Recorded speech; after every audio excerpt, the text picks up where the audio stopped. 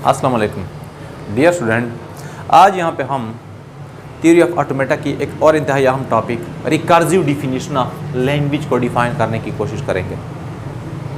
तो dear student, जिस तरह पहले प्रीवियस वीडियो लेक्चर में ऑलरेडी मैं जिक्र कर चुका हूँ कि कंप्यूटर ख़ुद से कुछ नहीं जानता। तो जो कंप्यूटर काम करता है बेसिकली कंप्यूटर को पहले समझाना पड़ता है। यानी जो आजकल हम कंप्यूटर या मोबाइल यूज़ कर रहे हैं मुख्तलिफ फंक्शन को परफॉर्म करने के लिए, तो ये पॉइंट ज़रा नोट कर ले कि ये काम पहले से कंप्यूटर को कोई समझा चुका है, कोई सिखा चुका है। अब कंप्यूटर को समझाने के लिए हम यूज़ करते हैं लैंग्वेजेस, जिस तरह हमारे पास C++ है, जावा है, पाइथन है एंड सो ऑन। तो ये लैंग्वेज किस तरह हम कंप्यूटर को समझाते हैं कि ये लैंग्वेज इस तरह है, इसके रूल्स इस तरह है। तो इन लैंग्वेजेस को डिफ़ाइन करने के लिए हम यूज़ करते हैं थ्योरी ऑफ ऑटोमेटा। यानी सिंपल हम कह सकते हैं कि थ्योरी ऑफ ऑटोमेटा में हम कंप्यूटर को डिफरेंट लैंग्वेजेस के बारे में हम बताते हैं कि ये लैंग्वेज इस तरह है, ये लैंग्वेज इस तरह है। तो यहाँ पे एक और पॉइंट नोट कर ले कि थ्योरी ऑफ ऑटोमेटा में जो भी लैंग्वेज हम डिफ़ाइन करते हैं यानी कंप्यूटर को समझाते हैं, उस लैंग्वेज को हम कहते हैं फॉर्मल लैंग्वेजेस। तो हमारे पास ऐसे लैंग्वेजेस भी है जिसके लिए हम ये रूल रेगुलेशन डिफाइन नहीं कर सकते, उसको फिर हम नाम देते हैं इनफॉर्मल लैंग्वेजेस। फॉर्मल लैंग्वेजेस और इनफॉर्मल लैंग्वेजेस के बारे में मैंने अलग सा वीडियो रिकॉर्ड किया है, जो आप लोग मेरे इस यूट्यूब चैनल पे देख सकते हैं। यहाँ पे हम वापस आते हैं अपने टॉपिक की तरफ, recursive definition of a language.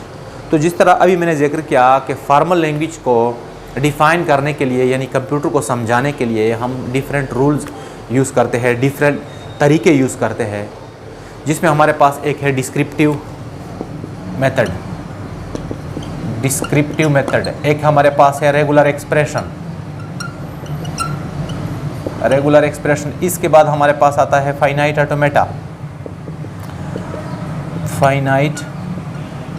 Automata. तो ये थ्री जो है ये ऑलरेडी हम प्रीवियस वीडियो लेक्चर में डिफाइन कर चुके हैं। आज हम इन्हीं मेथड में से एक और method recursive definition of a language, इसको हम डिटेल के साथ देखेंगे कि recursive definition of a language है क्या। तो dear student, recursive definition of a language में हमारे पास बेसिकली 3 स्टेप्स होते हैं किसी लैंग्वेज को डिफाइन करने के लिए। पहले स्टेप में हम क्या करते हैं, पहले स्टेप में हम उसी लैंग्वेज से कोई स्ट्रिंग उठाते हैं और कंप्यूटर को समझाते हैं, कंप्यूटर को ये डिफाइन करके देते हैं कि ये स्ट्रिंग इस लैंग्वेज का हिस्सा है। फिर उसी लैंग्वेज में जो फर्दर स्ट्रिंग है उसको डिफाइन करने के लिए हम कंप्यूटर को कोई फार्मूला देते हैं कि ये स्ट्रिंग तो इस लैंग्वेज का हिस्सा है, बाकी आप ये फार्मूला अपने साथ रख ले, अपने साथ स्टोर कर ले। तो कोई भी एलिमेंट जब आप चेक करेंगे कि इस लैंग्वेज का हिस्सा है कि नहीं, तो आपने ये फार्मूला यूज़ करना है। और साथ साथ तीसरी स्टेप में हम उसको ये समझाते हैं, कंप्यूटर को ये डिफाइन करके देते हैं कि स्टेप नंबर 1 और स्टेप नंबर 2 को जो भी स्ट्रिंग फॉलो ना करे वो इस लैंग्वेज का हिस्सा नहीं होगा। किस तरह आप लोग देखते जाए, सपोज यहाँ पे हमारे पास एक लैंग्वेज है इंटीजर लैंग्वेज। ये हमारे पास सपोज कर ले एक लैंग्वेज है फॉर्मल लैंग्वेज, जो कि हमारे पास है इंटीजर। यानी यहाँ पे हर एक स्ट्रिंग जो है ये क्या है, इंटीजर है। तो ये हमारे पास लैंग्वेज है, कौन सी लैंग्वेज है, formal language and so on. तो अगर इसके बारे में आप नहीं जानते कि फॉर्मल लैंग्वेज क्या होती है, लैंग्वेज क्या होती है, तो इसके बारे में मैं ऑलरेडी वीडियो लेक्चर रिकॉर्ड कर चुका हूँ, जो आप लोग मेरे इस यूट्यूब चैनल पे देख सकते हैं। तो चले रिकर्सिव डिफिनीशन इस लैंग्वेज के लिए हम लिखते हैं कि ये रिकर्सिवली हम किस तरह डिफाइन करेंगे। तो स्टेप नंबर 1 में हम क्या करते हैं, इसी लैंग्वेज से हम कोई स्ट्रिंग उठाते हैं और कंप्यूटर को समझाते हैं कि ये इस लैंग्वेज का हिस्सा है। किस तरह, यहाँ पे मैंने लिख लिया 1 इज़ एन इंटीजर। यहाँ पे 1 क्या है, यानी पहला एलिमेंट क्या है हमारे पास, इंटीजर है। स्टेप नंबर 2, अब स्टेप नंबर 2 में जिस तरह मैंने अभी जिक्र किया कि इसमें हम कंप्यूटर को कोई फार्मूला देते हैं फर्दर स्ट्रिंग को डिफाइन करने के लिए। तो देखिए यहाँ पे मैंने लिख लिया if x is an integer then x plus 1 and x minus 1 will also an integer। अब इसका क्या मतलब है, इसका मतलब यह है कि सपोज यहाँ पे मैंने एक और एलिमेंट उठा लिया 5 6, यहाँ पे तो बहुत सारे हैं जिस तरह मैंने लिखा है dot dot and so on. तो सपोज यहाँ पे मैंने उठा लिया 5, यानी कंप्यूटर को पहले मैंने बताया कि 1 इंटीजर है, इस लैंग्वेज से ताल्लुक़ रखता है। दूसरी बात, यहाँ पे कोई भी एलिमेंट कंप्यूटर उठाता है या कोई यूज़र उठाता है और कंप्यूटर को चेक करने के लिए देता है कि ज़रा चेक कर ले कि ये इस लैंग्वेज का हिस्सा है कि नहीं। तो किसी मखसूस एलिमेंट को अब हम जनरली x से रिप्रेजेंट कर सकते हैं या y से रिप्रेजेंट कर सकते हैं। तो यहाँ पे मैंने उठा लिया x यानी 5। अब कंप्यूटर चेक करेगा कि क्या ये इंटीजर है कि नहीं। तो क्या करेगा, यहाँ पे देखें, अगर x इंटीजर है तो उसके लिए 2 शराइत है कि उसके साथ अगर ये वाला 1 जमा किया जाए तो इससे जो रिजल्ट आएगा वो भी इंटीजर होगा, और अगर इससे हम 1 माइनस कर ले तो भी इंटीजर होगा। तो देखें x हमारे पास है 5, तो 5 के साथ अगर हम 1 जमा कर ले, ऐड कर ले तो क्या आ जाएगा 6, और अगर हम 6 हमारे पास क्या है, ये भी इंटीजर इसी लैंग्वेज का हिस्सा है, और साथ साथ x minus 1। x minus 1 means 5 minus 1 4, तो 4 भी हमारे पास इसी लैंग्वेज का हिस्सा है। यानी किसी नामालूम स्ट्रिंग को आप चेक करते हैं कि इस लैंग्वेज का हिस्सा है कि नहीं, तो उसके लिए हमारे पास फार्मूला ये है। अब ये जो फार्मूला है ये सिर्फ इंटीजर लैंग्वेज के लिए है, बाकी लैंग्वेज के लिए हमारे पास डिफरेंट फार्मूले पॉसिबल है, वो हम कमिंग एग्जाम्पल में डिटेल के साथ देखेंगे, तो आप लोग देखते जाएं। अच्छा, इन 2 स्टेप के अलावा यानी कोई भी स्ट्रिंग जो इन 2 स्टेप को फॉलो ना करे इस लैंग्वेज का हिस्सा नहीं होगा। सपोज हमारे पास हमने कहीं और से एक और स्ट्रिंग उठा लिया x, जो कि हमारे पास है 3.3।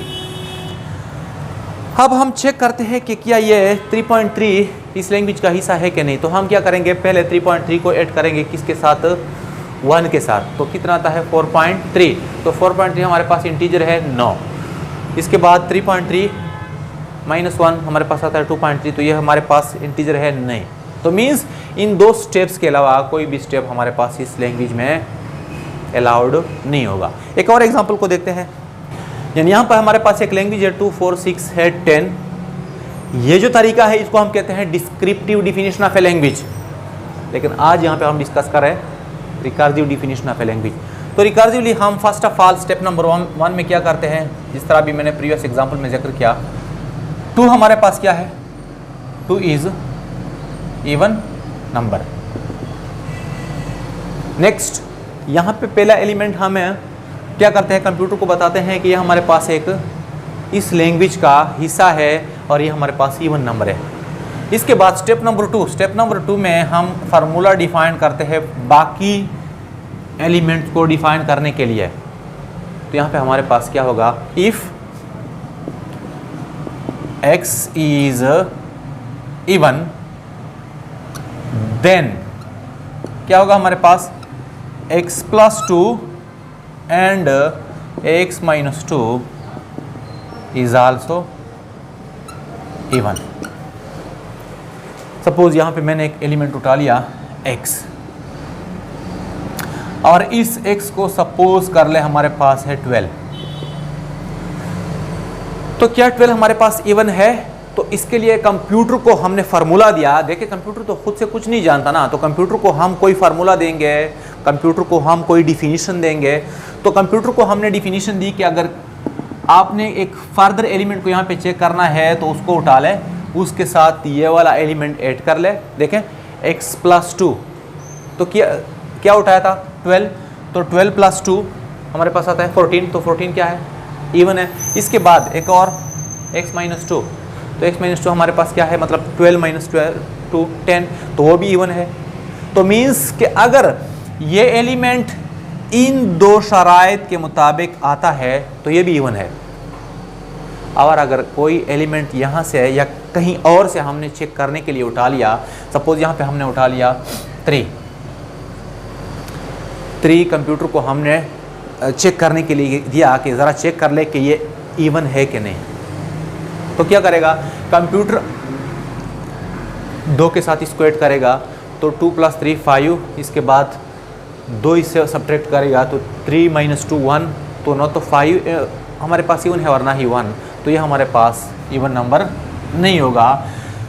थर्ड स्टेप जो है हमारे पास इसी रिकर्सिव डिफिनीशन का, तो थर्ड स्टेप में हम क्या करते हैं, तो थर्ड स्टेप में हम इन 2 स्टेप के अलावा कोई भी हमारे पास स्ट्रिंग जो इन 2 स्टेप को फॉलो ना करे इस लैंग्वेज का हिस्सा नहीं होगा। तो हम यहाँ पे लिख सकते हैं। तो थर्ड स्टेप में हम यूजुअली इस तरह लिखते हैं, no string accepted those constructed in above are allowed to be one. यानी थर्ड स्टेप में हम यूजुअली ये स्टेटमेंट लिखते हैं, यानी कंप्यूटर से हम कहते हैं कि कोई भी स्ट्रिंग जो इन दो रूल्स को, इन दो स्टेप्स को फॉलो ना करे वो इस लैंग्वेज का हिस्सा नहीं होगा।